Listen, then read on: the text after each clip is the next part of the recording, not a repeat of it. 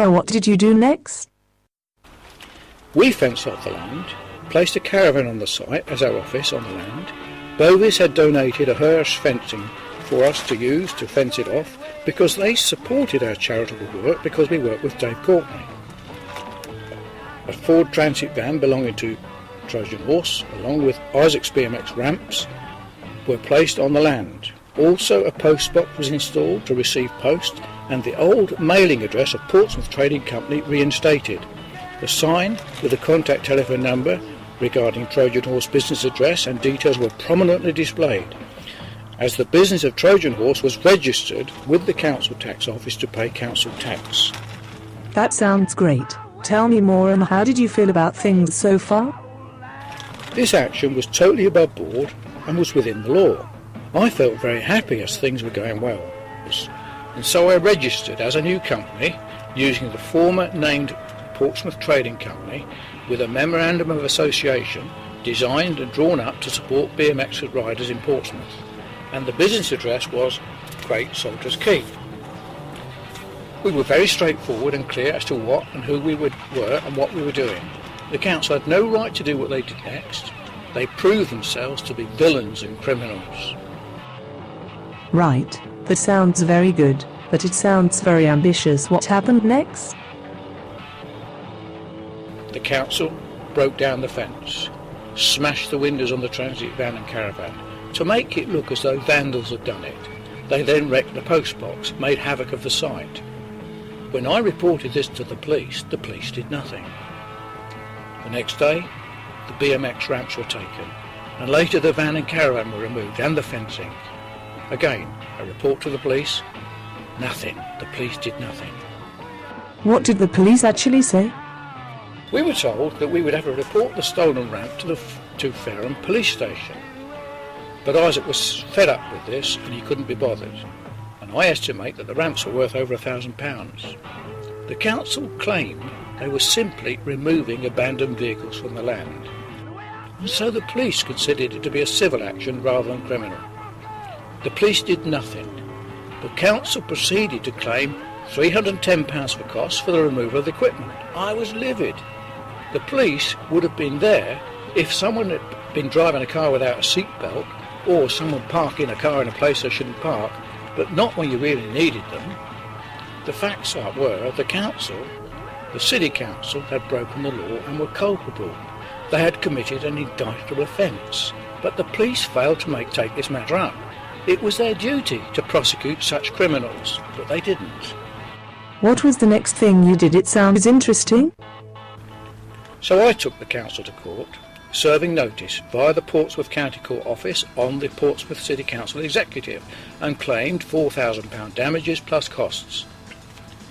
In court, I obtained permission from Judge Ackroyd for Dave Courtney to be my barrister, in fact a Mackenzie friend. This was because he supported our cause and was very familiar with court proceedings. Typically, Dave was late. In court, Judge Ackroyd asked me if I had legal representation. I said I had. I informed the judge that my barrister was Dave Courtney, who was on his way. So the proceedings were halted until he arrived. So really, what happened next? Well, it was rather funny.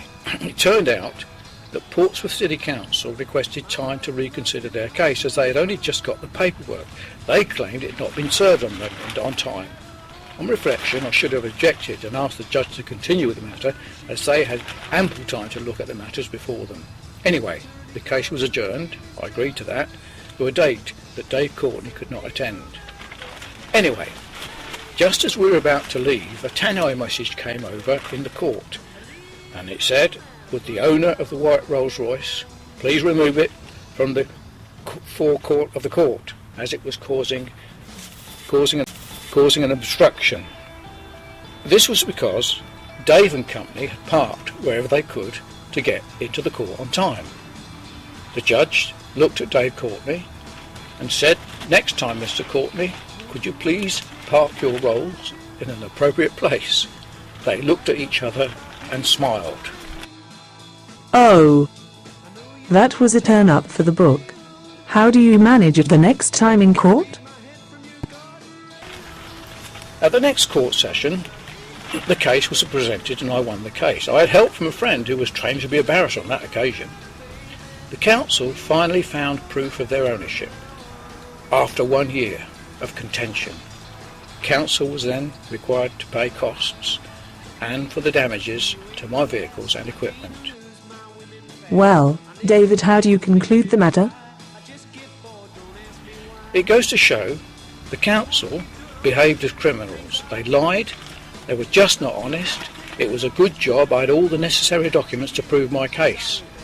The ironic thing was that a former convicted criminal, was working in Portsmouth for the benefit of these youngsters to prevent them getting involved in crime, seeking to provide the much needed facilities for BMXers, and Portsmouth City Council were working against us all along, and along with the Blue Meanies who were in collusion.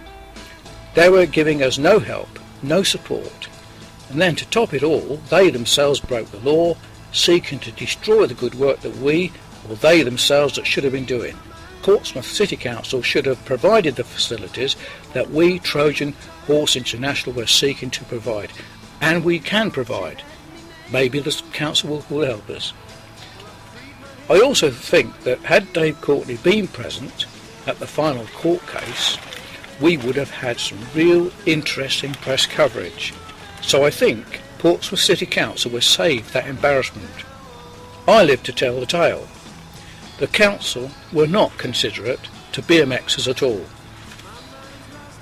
Now, this recent event, shown in the introductory clips, was at the Boilie Jam in Hastings on August the 18th, 2012, and the City Mayor welcomed the BMXers there to the event.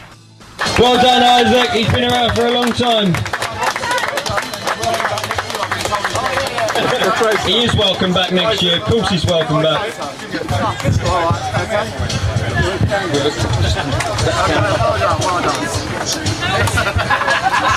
I brought him here in 1994.